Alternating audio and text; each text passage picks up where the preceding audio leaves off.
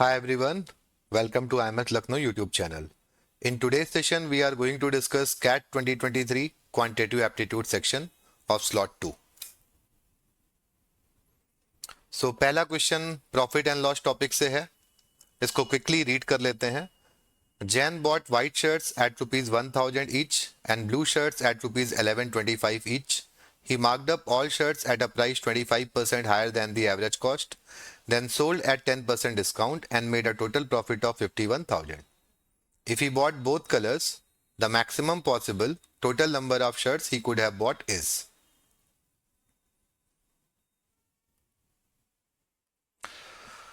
So सबसे पहले बात आती है यहाँ पे कॉस्ट प्राइस की प्रॉफिट लॉस में. तो कॉस्ट प्राइस को अगर हम देखें तो व्हाइट शर्ट का कॉस्ट 1000 है एंड ब्लू शर्ट का कॉस्ट 1125 है. इनके नंबर्स कितनी क्वांटिटी हमने परचेज करी है ये हम एज्यूम कर सकते हैं ए एंड बी. तो हम कह सकते हैं जो टोटल कॉस्ट यहां पर आएगी that should be 1000 A plus 1125 B. आगे देखिए क्या लिखा हुआ है इस सवाल में. He marked up all shirts at a price 25% higher than the average cost. तो अगर हम सभी शर्ट्स का प्राइस 25% इंक्रीज कर देते हैं तो हम कह सकते हैं कि यहाँ पे जो मार्क प्राइस आएगा वो कॉस्ट प्राइस से 25% ज्यादा होगा, यानी कि कॉस्ट प्राइस का 125% होगा, जिसको you can right CP into 5/4. अब अगर हम यहां पर बात करते हैं सेलिंग प्राइस की, तो क्वेश्चन में बताया गया कि 10% डिस्काउंट है, तो सेलिंग प्राइस क्या होगा. सेलिंग प्राइस मार्क प्राइस से 10% कम, यानी कि इसका 90% होगा. तो वी कैन से कि दिस शुड बी, अब मार्क प्राइस की जगह you can right CP into 5/4 and 90% का मतलब हो गया 9/10. तो फाइनली आपको ये वैल्यू मिलती है कॉस्ट प्राइस इंटू 9/8. ये है सेलिंग प्राइस. तो अब अगर आप नोटिस करो तो जो प्रॉफिट होता है, प्रॉफिट क्या होता है हमेशा, प्रॉफिट होता है selling price minus cost price, जिसकी वैल्यू इस क्वेश्चन में दी गई है 51,000. तो अब अगर हम इक्वेशन बनाएं तो ये 9/8 CP में से अगर आप CP को लेस करोगे तो ये क्या आएगा, ये आएगा 1/8 of cost price. 1/8 of cost price is equal to 51,000. तो यहां से हम कह सकते हैं कि जो हमारा कॉस्ट प्राइस है जिसकी वैल्यू आपने लिख रखी है 1000 A प्लस 1125 B, ये आपको मिलेगा 51,000 इंटू 8. इसको सॉल्व करते हैं. अब ये देखो ये वैल्यू एंड दिस 51,000, ये तीनों ही 125 से डिविजिबल है, तो इसको 125 से डिवाइड करके थोड़ा शॉर्ट कर लेते हैं इक्वेशन को. तो this equation would be 8A plus 9B is equal to 51. 1000 को 8 से डिवाइड करोगे तो 125 से डिवाइड करोगे तो दैट शुड बी 8 इंटू 8. तो ये वैल्यू आपको फाइनली मिल जाती है 8A plus 9B is equal to 51 into 64. अब 51 इंटू 64 कितना होगा, 3264. ये वैल्यू आपको मिलेगी. अब इस इक्वेशन के अगर हम देखें तो इसके नंबर ऑफ सॉल्यूशंस बहुत सारे मिल सकते हैं. हमें चूंकि नंबर ऑफ शर्ट्स की बात हो रही है तो इंटीजर सॉल्यूशंस पे ध्यान देना होगा. तो अब इसके इंटीजर सॉल्यूशंस अगर हम ढूंढते हैं तो 8A plus 9B is equal to 3264 लिखा हुआ है. अगर हम B को 0 रखते हैं तो A हमें एक इंटीजर वैल्यू ही देगा. अगर हम इसको 8 से डिवाइड करेंगे तो वैल्यू आपको क्या मिलेगी, 408 मिलेगी. बट अब ये पॉसिबल सॉल्यूशन नहीं है, क्योंकि यहाँ पे B की वैल्यू आपको 0 मिल रही है और सवाल में लिखा हुआ है if he bought both colours. तो दिस इज नॉट वैलिड, तो ये तो गड़बड़ हो गया. अब इस तरह की इक्वेशन में जो कॉन्सेप्ट आप पढ़ते हो, मैं कॉन्सेप्ट भी ब्रीफ पढ़ देता हूं. अगर आप कभी भी ऐसी इक्वेशन देखते हैं कि कहीं पे लिखा हुआ है AX plus BY is equal to some constant, तो आपको अगर Y की एक वैल्यू Y1 मिल गई है और X की एक वैल्यू X1 मिल गई है, भाई ट्रायल आपने ढूंढ लिया है, तो अगली वैल्यू के लिए क्या करना होता है, टाइप क्या होता है सॉल्यूशंस का, कि X की वैल्यू में जो चेंज आएगा वो Y के कोफिशिएंट के बराबर होगा. मतलब ये वैल्यू अगर आप कहते हो x1 माइनस बी है तो y की वैल्यू में जो चेंज आएगा वो x के कोफिशिएंट के बराबर होगा, तो ये हो जाएगा y1 प्लस a। मतलब एक को इंक्रीज करेंगे और एक को क्या करेंगे, डिक्रीज, क्योंकि दोनों का सम क्या है, कांस्टेंट है। तो अब अगर हम आगे देखें तो b 0 के बाद अगला जो सॉल्यूशन मिलेगा वो हमें कब मिलेगा, जब b की वैल्यू होगी 8। उसके बाद कब मिलेगा, जब b की वैल्यू होगी 16। यहां पे अगर हम बात करें तो इसको 9 लेस करोगे तो this should B 399, further 9 less करोगे तो दिस शुड बी 390, और इस तरह से बहुत सारे सॉल्यूशंस हमको मिल सकते हैं। अब इन सॉल्यूशंस को अगर आप ध्यान से देखो तो ये एक वैलिड सॉल्यूशन है, और यहाँ पे जो टोटल काउंट आएगा शर्ट्स का वो 399 प्लस 8 कितना होगा, 407। यहाँ पर देखो जो टोटल काउंट आपको शर्ट्स का मिल रहा है वो क्या हो रहा है, 406। अब अगर आप आगे फर्दर आगे बढ़ेंगे तो एक वैल्यू को आप देखो तो 8 से इंक्रीज कर रहे हो और दूसरे को आप 9 से डिक्रीज कर रहे हो, तो ये वैल्यू कंसिस्टेंटली क्या होगी, कम होती जाएगी, क्योंकि इंक्रीमेंट बी में 8 का है जबकि ए में जो डिक्रीज है वो 9 का है। तो अगली वैल्यू 405, 404 इस तरीके से मिलेगी। इस क्वेश्चन में आपसे पूछा गया है, तो देखो क्वेश्चन को रीड करते हैं फिर से। क्या पूछा गया है, the maximum possible total number of shirts he could have bought. तो मैक्सिमम पॉसिबल शर्ट्स अगर हमें पता लगाना है तो answer should be 407। So answer should be 407। तो इस सवाल में प्रॉफिट लॉस के बेसिक चीजों के साथ साथ अलजेब्रा का ये जो लीनियर इक्वेशंस का कॉन्सेप्ट है ax plus B Y is equal to k का इंटीजर सॉल्यूशन, ये भी कहीं ना कहीं चेक हो रहा है। तो मिक्स्ड कॉन्सेप्ट पर ये सवाल है। अगले सवाल पर मूव करते हैं। तो अगला सवाल देखो वेरिएशन टॉपिक से, रेशियो प्रोपोर्शन एंड वेरिएशन। तो इसमें देखो क्या लिखा हुआ है, the price of a precious stone is directly proportional to the square of its weight. Sita has a stone of 18 units weight. She breaks it into 4 pieces with distinct integer weights. If the difference between the highest and lowest possible total prices of the pieces is 2,88,000, then the price of the original stone is. तो इस सवाल का meaning अच्छे से समझने की जरूरत है। तो सबसे पहली बात तो आपको बताई गई है कि जो प्राइस होता है is proportional to वेट का स्क्वायर। तो अगर हम 18 के हिसाब से चलें कि भाई इनिशियली जो ओरिजिनल स्टोन था, जो हमारा ओरिजिनल स्टोन था, तो हम कह सकते हैं इसका जो प्राइस है वो हम एज्यूम कर सकते हैं कि भाई 18 है तो 18 का स्क्वायर क्या होता है, 324x मान लेते हैं, 324x।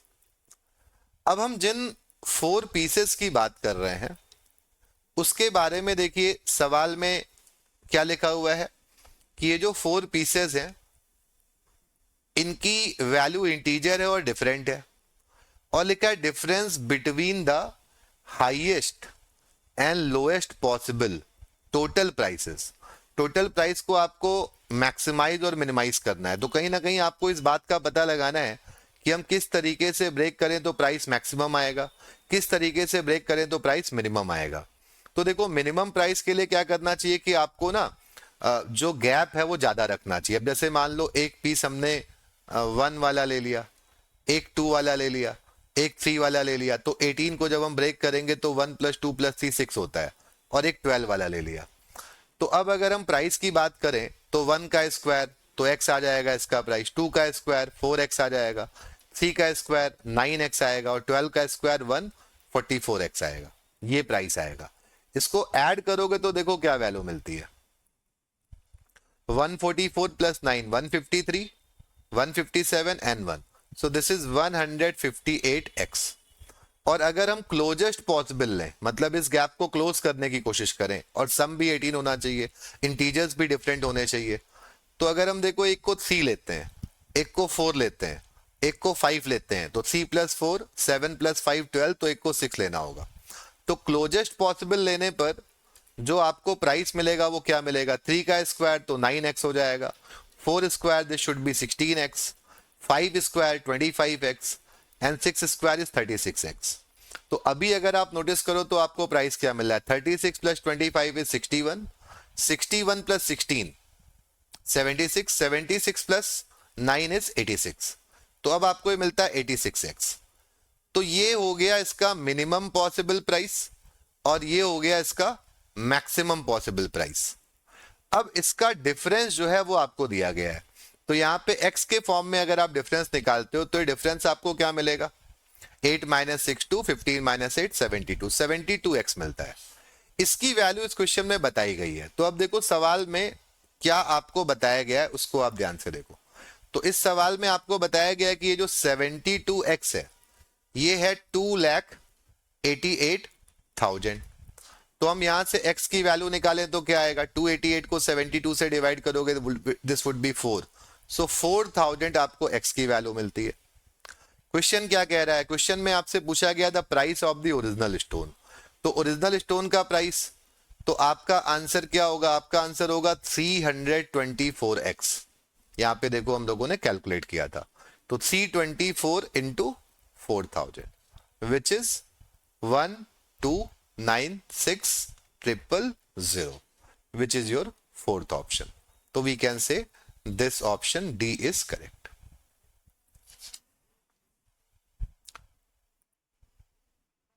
So not a very difficult question. I would rate it an easy one. हाँ, थोड़ी सी कैलकुलेशन जरूर है, थोड़ा सा कॉन्सेप्ट आपको इस बात पे ध्यान देना होगा कि highest and lowest possible value के लिए हमें इसको लोएस्ट के लिए एज क्लोज एज पॉसिबल इसको ब्रेक करना होगा, और हमें अगर प्राइस ज्यादा करना है तो डिफरेंस जो चार पीसेस का है वो मैक्सिमाइज करना होगा। तो हमने 1 2 3 और 12 रखा है ना। So this point is important in this question. अगले सवाल पे मूव करते हैं। तो अगला सवाल देखो, अगेन अरिथमेटिक के सिंपल एंड कंपाउंड इंटरेस्ट, ये जो टॉपिक हम लोग पढ़ते हैं वहां से है। तो इसमें देखो क्विकली क्वेश्चन में क्या लिखा हुआ है, ध्यान से पढ़ते हैं सवाल को। So Anil borrows 2 lakh at 8% per annum compounded half yearly. तो आपने एसआईसीआई में कॉन्सेप्ट पढ़ा होगा कि अगर पर एनम इंटरेस्ट रेट 8% है लेकिन हम हाफ ईयरली कंपाउंड कर रहे हैं, तो हम 6 मंथ्स पे अगर इंटरेस्ट दे रहे हैं तो 6 मंथ का इंटरेस्ट होता है 4%। तो बेसिकली हम इसको 4% इंक्रीज कर देंगे 6 महीने पे, और फिर से 4% इंक्रीज कर देंगे 6 महीने पे, और यही प्रोसेस चलता रहेगा। इस तरह के केसेस में हम लोग सक्सेसिव परसेंटेज चेंज का इस्तेमाल करते हैं। तो 4%, 4%, 4%, 4% ये ऐड करते जाओगे तो 4 + 4 इसमें 8 नहीं आएगा, बल्कि ये सक्सेसिव है, पहले बढ़ा दिया और फिर बढ़ा दिया। कंपाउंड इंटरेस्ट की बात हो रही है। आगे लिखा हुआ ही रिपेज 10,320 eight the end of year 1। तो एक साल के बाद 10,320 पे कर दिया है। तो अब जो रिमेनिंग प्रिंसिपल और इंटरेस्ट जो बचा हुआ होगा उसी पे इंटरेस्ट लगेगा अगले 2 सालों का। पूरा लोन क्लोज कब किया है, देखो इस सवाल में लिखा हुआ है and closes the loan at the end of year 3। तो पूरा लोन ये 3 साल पे कंप्लीट करते हैं, paying the outstanding amount. The total interest paid over 3 years is nearest to. तो आपको अप्रोक्सीमेट जो 3 साल का इंटरेस्ट है वो कैलकुलेट करना है। तो पहले तो हम फर्स्ट ईयर की बात करते हैं।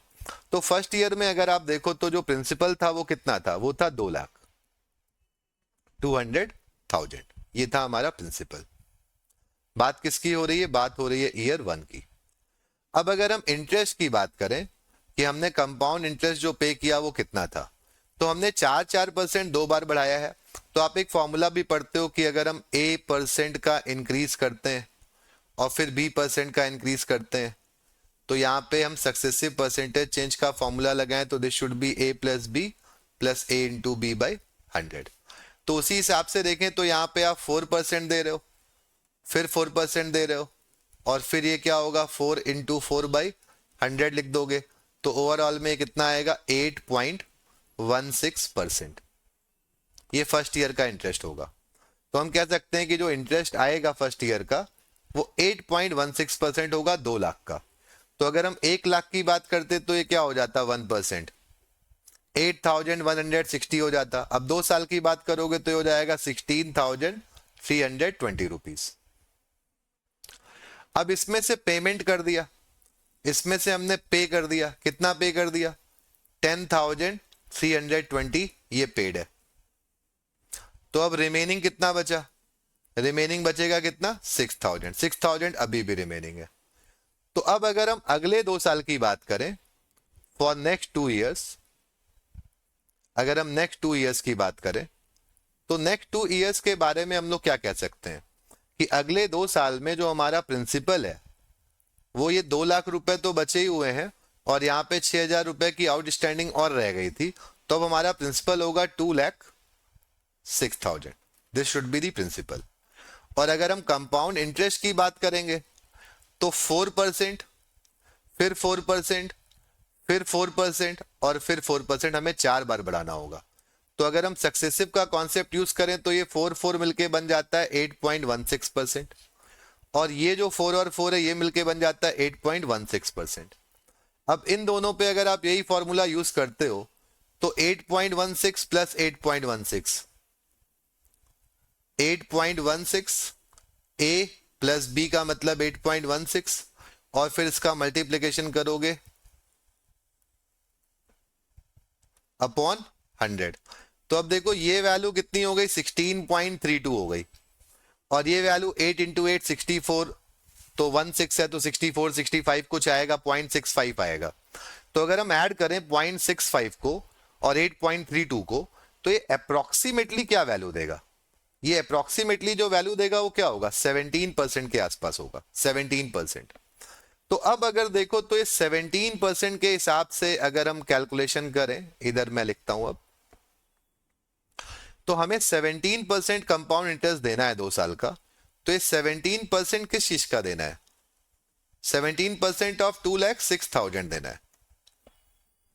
तो 2 लाख का 17% कितना होता है, 2 लाख का 17% हो जाएगा 34,000 अप्रोक्सीमेटली, और 6,000 का आप 17% निकालोगे तो 6,000 का 17% कितना होगा, 17 इंटू 6 102 होता है। तो ऑलमोस्ट ये जो आपको इंटरेस्ट मिलेगा ये 1020 मिल जाएगा। ऐड कर दोगे तो 35,000 रुपीज के आसपास ये इंटरेस्ट आता है ना। तो अब अगर आप देखो तो यहां सवाल में आपसे टोटल इंटरेस्ट पूछा गया है, तो अभी आप जो पेमेंट फाइनल यहाँ पे कर रहे होगे वो 2,06,000 से 35,000 रुपए ज्यादा। तो अगर हम अमाउंट की बात करें तो यहाँ पर आप कितना अमाउंट पे करेंगे, जरा देखिए, अमाउंट आप पे कर रहे होंगे 2,41,000 अप्रोक्सीमेटली। अगर आप 35,000 इसमें ऐड करते हैं तो दिस शुड बी 2,41,000। तो आपने टोटल बैंक से लोन लिया था 2 लाख रुपए, आप 10,000 रुपए के आसपास पहले भी पे कर चुके हो, अभी आप 41,000 और पे कर रहे हो, तो 41,000 और 10,000 सब ऐड करोगे तो 51,000 से ज्यादा ये आंसर आना चाहिए। और आपको यहाँ पे एग्जैक्ट वैल्यूज नहीं निकालनी थी, ऑप्शंस भी बहुत क्लोज नहीं थे, तो हम कह सकते हैं ये 51,000 समथिंग हमारा आंसर आना चाहिए, है ना। देखो 41,000 तो आपने यहां पर एक्स्ट्रा पे किया, और शुरुआत में आप 10,000 यहां पर ये 10,000 आप और पे कर चुके हो, तो 51,000 something should be your answer. तो थोड़ा कैलकुलेटिव सवाल है। हाँ, अगर आप परसेंटेज के एप्लीकेशंस या ये सक्सेसिव परसेंटेज चेंज का यूज करते हैं then this question would be easy. अगर आप प्योरली कंपाउंड इंटरेस्ट के फॉर्मूले से जाते हैं तो थोड़ा ज्यादा कैलकुलेटिव हो सकता है। नेक्स्ट क्वेश्चन पे मूव करते हैं। अगला सवाल अरिथमेटिक के टाइम स्पीड डिस्टेंस टॉपिक से है, इसको क्विकली एक बार रीड कर लेते हैं। Ravi is driving at 40 kilometre per hour, Vijay is 54 metre behind Ravi, moving in the same direction. Ashok is coming from the opposite direction at 50 km per hour and is 225 meter away from Ravi. The speed at which Vijay should drive so that all three cross each other at the same point and time is. तो इसको एक diagram के through समझने की कोशिश करते हैं सवाल को। तो विजय रवि से पीछे है,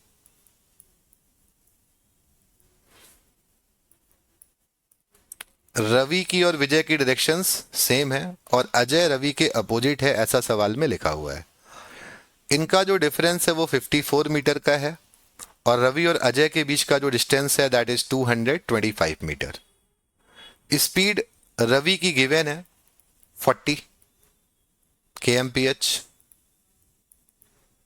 और अशोक की भी गिवन है स्पीड 50 किलोमीटर पर आवर, और विजय की स्पीड हमें नहीं मालूम है, we can assume it to be x kilometre per hour. अब अगर डायरेक्शन सेम है और इन सभी को एक साथ मिलना है एक पॉइंट पे, तो विजय और रवि की मीटिंग का टाइम अगर हम निकालें तो this time should be 54 divided by x minus 40 into 5/18 अगर हम सेकेंड्स में निकालना चाहते हैं तो यहां पे टाइम क्या आना चाहिए 225। अब रिलेटिव स्पीड यहां पे देखो डायरेक्शंस अपोजिट है, रवि की और अजय की डायरेक्शंस क्या है अपोजिट है, तो सम ऑफ स्पीड यहां पे मिलेगा। So this should B 40 + 50 into 5/18। अब 5/18 का इस सवाल में रोल नहीं रहा क्योंकि ये कैंसिल हो जाना है, तो यहां पे सॉल्व करते हैं तो हमें क्या वैल्यू मिलती है देखते हैं। So 90 into 54 is equal to 225 into X minus 40। Cancel कर लेते हैं, 15 से कैंसिल करते हैं तो this value would be 6, this value would be 15, 3 से कैंसिल करते हैं तो ये 2 हो जाएगा और ये 5 हो जाएगा। अब फर्दर कुछ कैंसिल नहीं होता है तो हम कह सकते हैं यहां से 2 इंटू 50 ओवर ये मिलेगा 108 और इधर आपको मिलेगा 5x माइनस 200। तो x का value should be 308 divided by 5 which is 61.6। तो ये एक काफी इजी क्वेश्चन था based on the concept of time, speed and distance, specially the relative speed. तो 61.6 शुड बी योर आंसर। अगले सवाल पे मूव करते हैं। सो अगला सवाल देखते हैं, फिर से प्रॉफिट एंड लॉस टॉपिक का सवाल है। Meenu purchases a pair of sunglasses at 1000 and sells to Kanu at 20% profit. Kanu sells it back to Meenu at 20% loss. Meenu then sells the same pair to Tanu. If the total profit made by Meenu from all transactions is rupees 500, then the percentage of profit made by Meenu when she sold to Tanu is. तो इसमें 3 लोगों का जिक्र है, किसी का cost price दूसरे का सेलिंग प्राइस बन सकता है। तो अब हम पहली बार बात कर रहे हैं जब हम मीनू और कानू का ट्रांजेक्शन देख रहे हैं। तो अब अगर हम देखें इस केस में जो कॉस्ट प्राइस आएगा किसके लिए, मीनू के लिए, वो कितना आएगा 1000 आएगा, ये दिया हुआ है। और जो सेलिंग प्राइस आएगा मीनू के लिए वो 20% ज्यादा, तो कितना आएगा 1200 आएगा। अब इसके बाद क्या बात की गई है, इसके बाद कानू की बात की गई है कि कानू ने मीनू को वापस सेल कर दिया। तो कानू का जो कॉस्ट प्राइस है वो कितना था, वो 1200 था। और कानू के लिए अगर आप देखो तो इनका जो सेलिंग प्राइस है वो कितना आएगा, 20% लॉस पे सेल किया है। सो 1200 में से अगर आप 20% लेस करोगे तो 240 लेस करोगे तो क्या आएगा 960 आ जाएगा। अब तीसरी बात इस सवाल में क्या की गई है समझो, तीसरी बात की गई है कि अब मीनू ने वापस इस चीज को सोल्व किया किसको, तनु को। तो अब अगर हम देखें तो अब मीनू का जो कॉस्ट प्राइस है, कॉस्ट प्राइस जो है मीनू का वो हो चुका है 960 क्योंकि उसने वापस 960 में परचेस किया है।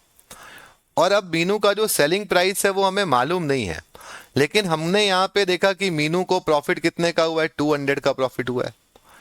तो यहां पे जो प्रॉफिट मीनू का होना चाहिए था, प्रॉफिट वो कितना होना चाहिए था, टोटल ट्रांजेक्शन में उसको 500 का प्रॉफिट हुआ है। तो 500 में से 200 का तो पहले हो चुका है, तो दिस शुड बी 300। तो 300 का अगर हमें प्रॉफिट चाहिए तो हमें 300 रुपए यहां ज्यादा लेने होंगे, जो कि कितने हो जाएंगे 1260। तो ये सेलिंग प्राइस हो गया मीनू का और यही तनु के लिए कॉस्ट प्राइस होगा। अब सवाल क्या पूछा गया, सवाल पूछा गया है कितने परसेंट का प्रॉफिट हुआ। तो इस केस में अगर हम परसेंटेज प्रॉफिट की बात करेंगे तो परसेंटेज प्रॉफिट क्या होता है, profit divided by cost price into 100। सो आपको 300 का जो प्रॉफिट है वो 960 पे हुआ है और इंटू 100। तो इसको सॉल्व कर लेते हैं, 0 0 कैंसिल। अगर हम डिवाइड करते हैं इसको 6 से तो this should B 5 and this should B 16। 4 से डिवाइड करते हैं तो this should B 4 and this should B 25। So finally आपको ये जो प्रॉफिट परसेंट मिल रहा है it is nothing but 125/1000। 4 and 125/4 कितना होगा? 31.25%. So option C is correct. So not a very difficult one. I would say this is an easy question.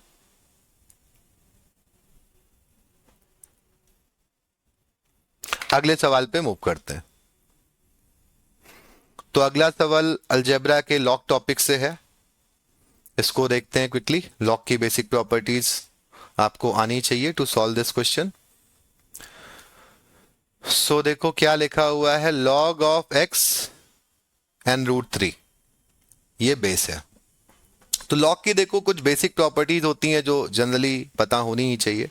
4 he main properties होती हैं.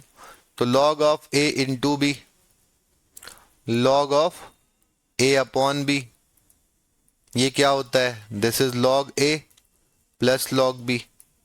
Log of a upon b करोगे तो क्या मिलता है? Log a minus log b मिलता है. एक चेंज ऑफ बेस प्रॉपर्टी होती है जो कहती है कि log of a base b अगर लिखा हुआ है तो you can write it as log a upon log b. अब आप अपने हिसाब से जो भी मर्जी वो बेस ले सकते हैं.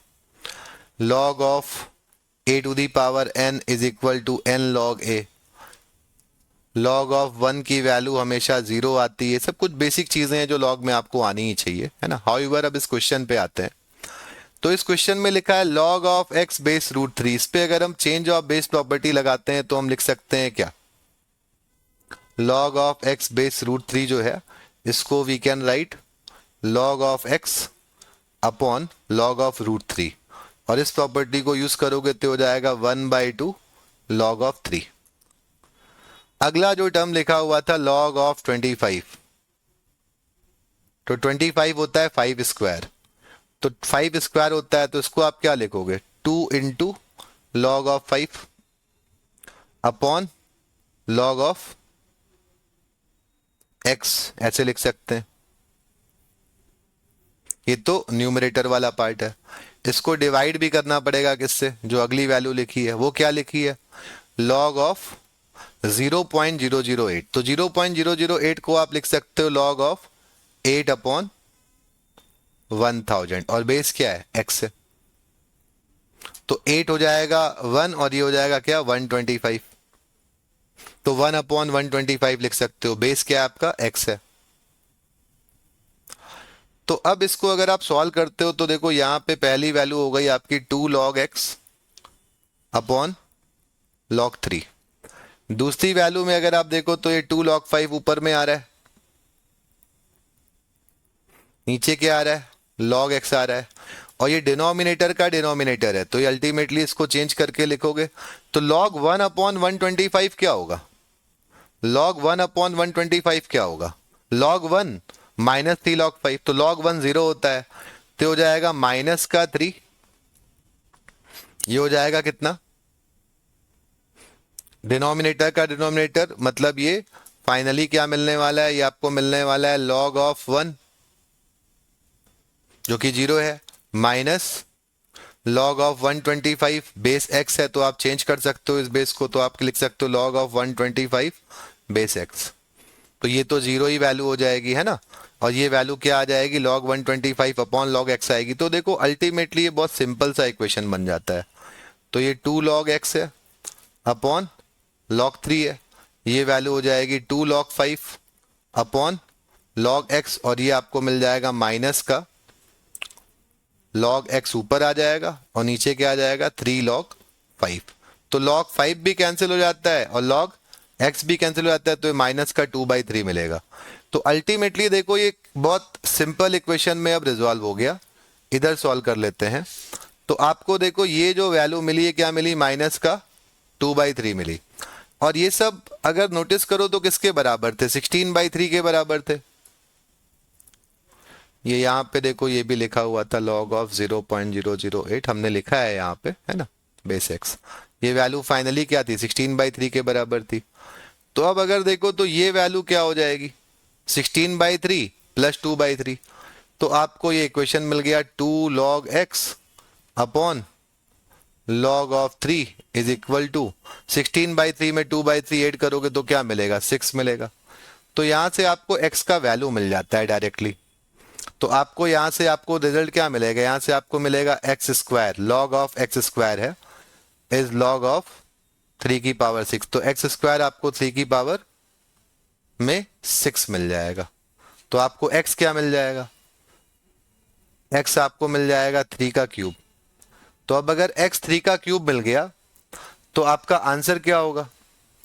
अब अगर x 3 का क्यूब है तो आपका आंसर, ये थोड़ी जगह यहां पे कम पड़ रही है, कुछ इरेज कर लेते हैं, है ना। जो प्रॉपर्टीज हमने लिखी थी उसको हटा रहे हैं यहां से। तो जैसे ही आप x निकाल लेते हो क्वेश्चन और आसान हो जाता है। अब x का वैल्यू 3 क्यूब है,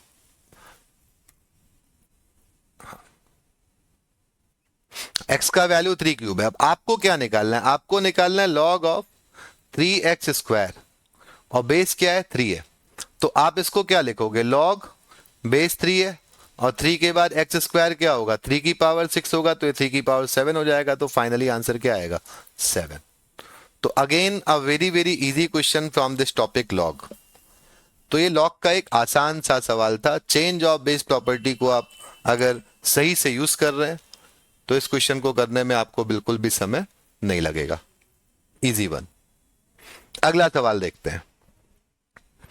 Let k be the largest integer such that the equation x minus 1 square plus 2kx plus 11 is equal to 0 has no real root। तो क्वाड्रेटिक इक्वेशन का सवाल है, रूट्स वगैरह की बात की गई है, तो आपको बेसिक चीजें क्वाड्रेटिक इक्वेशन की पता होनी चाहिए। तो इक्वेशन देखो, x माइनस 1 का होल स्क्वायर हो जाएगा X square plus 1 minus 2x and plus 2kx plus 11 is equal to 0। So finally this would be X square, अगर हम इसको अच्छे से फॉर्मेट में लिखें तो 2k minus 2x and plus 12 is equal to 0। अब आप एक बेसिक चीज पढ़ते हैं कि अगर रूट्स रियल नहीं है तो इसका जो डिस्क्रिमिनेंट आता है बी स्क्वायर माइनस 4ac, ये वैल्यू लेस देन 0 होनी चाहिए। यहाँ पे b की वैल्यू क्या है, 2k माइनस 2 है, इसका स्क्वायर कर दोगे तो क्या मिलेगा, 4k square plus 4 minus 8k, और माइनस 4ac का मतलब हो जाएगा माइनस का 4 into 1 into 12 which is 48 is less than 0। तो ये पूरी इक्वेशन देखो 4 से डिविजिबल है। तो finally this would B k square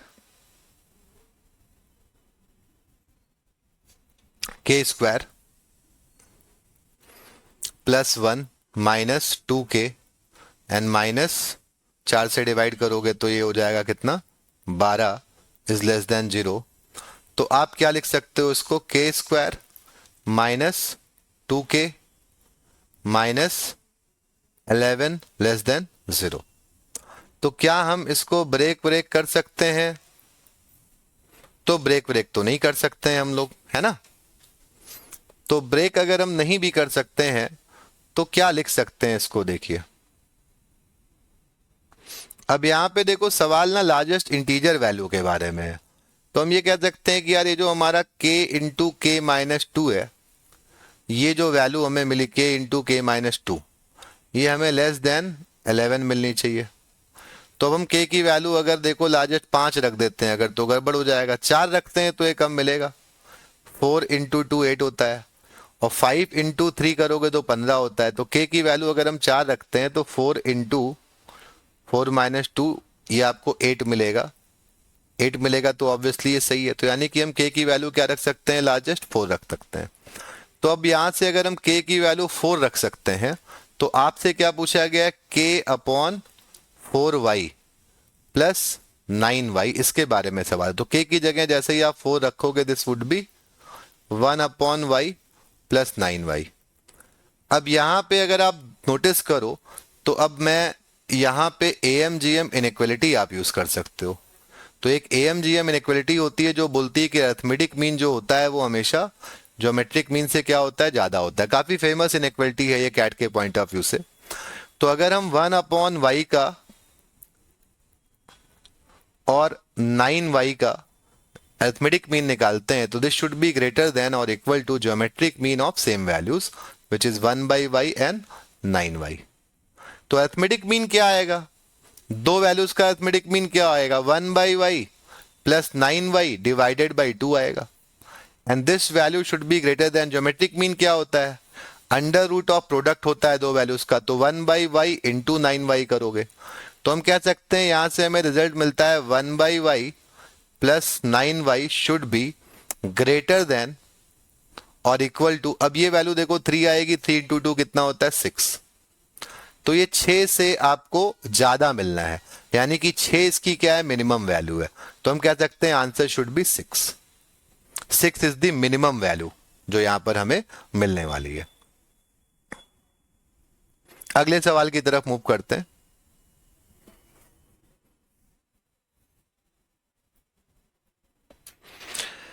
in a rectangle ABCD, तो देखो ABCD क्या है, एक रेक्टेंगल है, तो सबसे पहले एक रेक्टेंगल बना लेते हैं।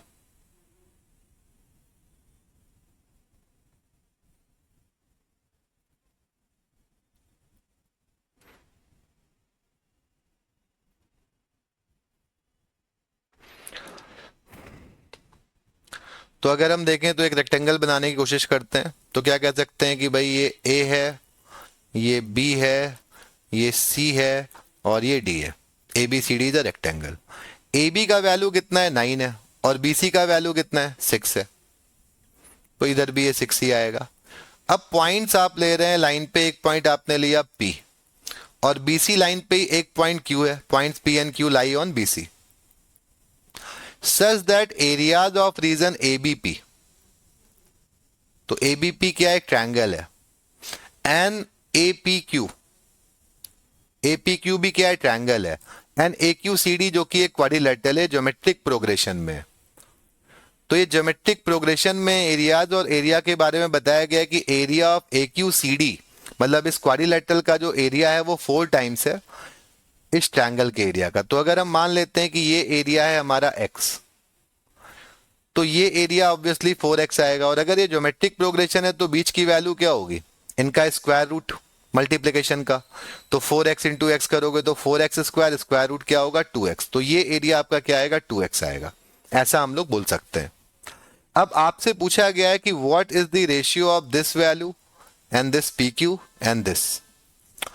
तो देखो हम देखें तो यहाँ जो ट्रायंगल्स बन रहे हैं उनके हाइट तो सेम है, बेसिस को कंपेयर कर सकते हैं, कई सारे तरीके हो सकते हैं। तो मान लो आपने यहाँ पे एक लाइन ऐसे खींच दी, छोटी सी लाइन, जस्ट 1 सेकेंड, एक लाइन हमने मान लो ऐसे खींच दी, ये लाइन। तो अब हम क्या कह सकते हैं कि अगर AQ को देखें तो AQ क्या है, AQ डायगोनल का काम कर रहा है। अगर हम इस पॉइंट को देखें तो इसके ऊपर भी रेक्टेंगल में डायगोनल, तो अगर ऊपर का area x plus x 2x है तो ये एरिया भी 3x आएगा। अब ये टोटल तो 4x था, उसमें से 3x यहां पर है, तो नीचे का एरिया क्या होगा, x हो जाएगा, ऐसा हम लोग बोल सकते हैं। और भी कई सारी चीजें हैं जो यहाँ पे आप नोटिस कर सकते थे। अब अगर देखो तो ये टोटल एरिया कितना है, यहाँ पे हमें टोटल एरिया कितना मिल रहा है, टोटल एरिया हमें मिल रहा है 2x 4x, x सब जोड़ दोगे तो 7x मिल रहा है, 7x मिल रहा है। अगर हम इस डायगोनल को ऐसे मिला लें, मान लो हम A और C को मिला लें, तो हम कह सकते हैं AC के ऊपर कितना एरिया आएगा, 3.5 आएगा, AC के नीचे कितना एरिया आएगा, 3.5 आएगा। भाई दोनों बराबर होने चाहिए, रेक्टेंगल है ना, तो डायगोनल दो इक्वल पार्ट में डिवाइड करेगा। तो अब देखो 2x प्लस एक्स मिलके 3x होता है, तो ये छोटा सा जो एरिया है 0.5x आएगा।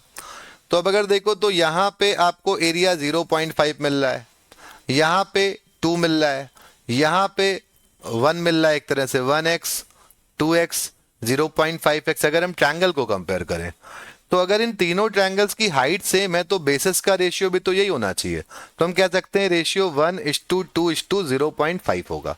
इसको सिंप्लीफाई कर लोगे तो this should B 2:4:1, so 2:4:1 is your third option. So not a very difficult one. तो ये सवाल एक इजी सवाल ही था। तो ट्रायंगल का कॉन्सेप्ट इसमें बहुत बेसिक सा यूज हो रहा है कि एरियाज का जो रेशियो है, अगर हाइट सेम है तो बेसिस के रेशियो के बराबर होगा, अगर बेसिस सेम है तो हाइट के रेशियो के बराबर होगा।